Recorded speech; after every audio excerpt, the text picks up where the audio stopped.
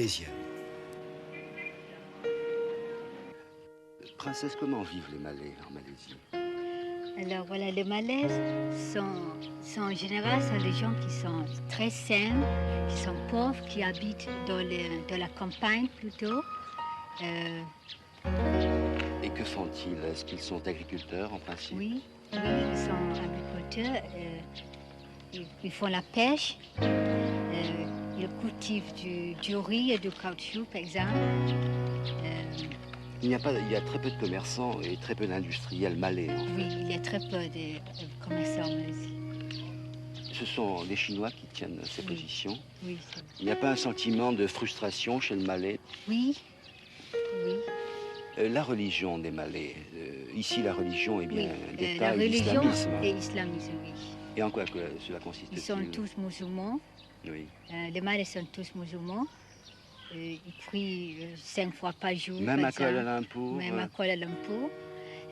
Dans chaque village, il y a toujours un mosquée.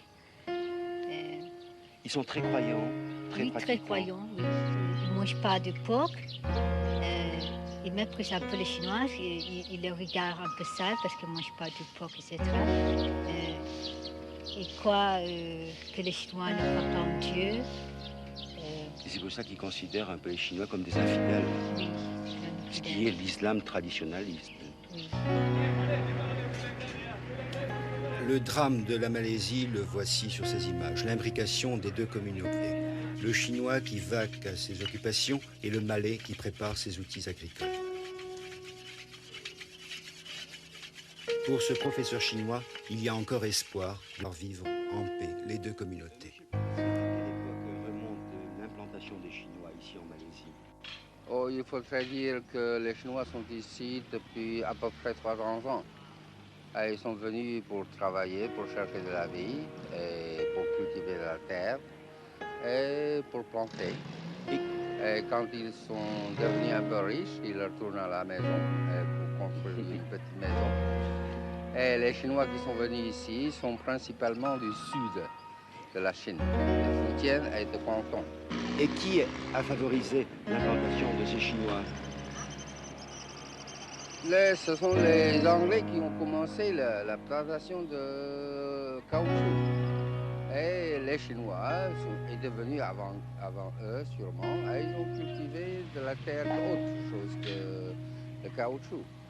Le caoutchouc est planté depuis à peu près moins de 100 ans.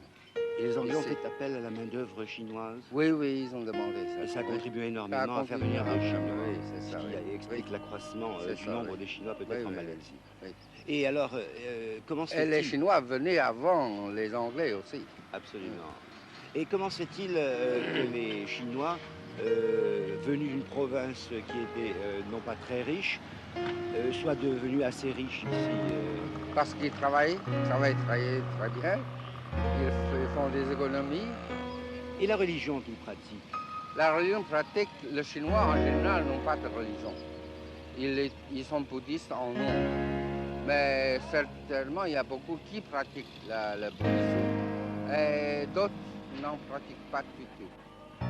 Et au point de vue économique, actuellement, quels sont les domaines dans lesquels les Chinois sont privilégiés? Oh, ils sont des industriels, ils font des commerces, ils sont des ouvriers, ils sont des mécaniques. Ce sont des gens qui habitent les villes en principe? Ils sont dans les villages aussi. Oui, il y a beaucoup de fermiers. Oui, mais enfin, la majorité des Chinois... la majorité des Chinois est dans la ville. Et dans la ville. Oui. Et les Chinois, comme dans le sud-est asiatique, tiennent tout le commerce du grain ici, de distribution, tout ce qui est important. On peut dire le deuxième ordre. Ce sont les étrangers qui tiennent le premier. Ah bon? Oui, les grandes banques sont les lendemains des Anglais ou d'autres... Et les Chinois viennent en second rang. Oui. Mais vous avez confiance, vous, monsieur le professeur, entre une sorte d'osmose entre les Chinois et les Malais? Oh, je crois. Tout passe, tout s'efface. Mais tout ira bien. C'est une parole de Confucius, ça, un peu, non? Non, c'est plus le français, je crois. Merci.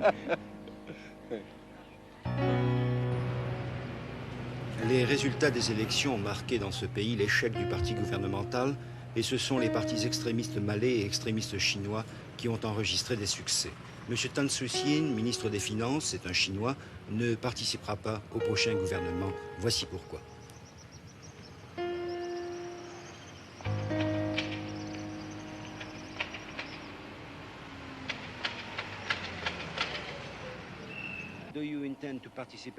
Envisagez-vous de participer au prochain gouvernement? Notre parti a décidé de participer seulement au prochain gouvernement provisoire.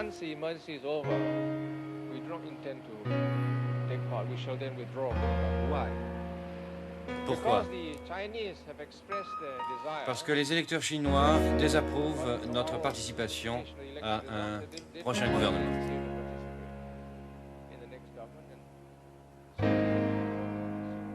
There will be an extremist party and Malay's government. No, I think that is unfair. You will not be an extremist government, but it will be a Malay government, I agree. En Malaisie, il y a 4,5 millions de Chinois pour 5,5 millions de Malais. Voici maintenant Tun Abdul Razak, le ministre de la Défense, l'homme qui est chargé de rétablir l'ordre à tout prix à Kuala Lumpur. Pensez-vous à la possibilité d'un gouvernement sans les Chinois? Je ne crois pas, car ce pays est multiracial et ce fut toujours notre politique d'avoir un gouvernement de coalition comprenant 3 partis représentant les 3 communautés malaises, chinoises et indiennes.